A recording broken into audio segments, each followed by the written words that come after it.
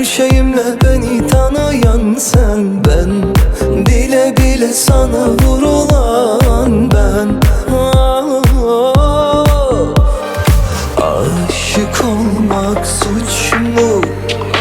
Suçsa ben çekeyim cezamı. Beni affet güzelim bebeğim, hadi affet, sonra ben gideyim. Beni affet güzelim bebeğim, acı hüsran bu aşkın hedefi.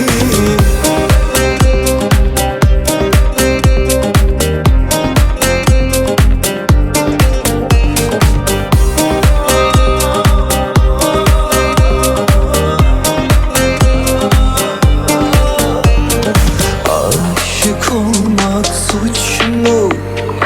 Suçsa ben çekeyim cezamı. Beni affet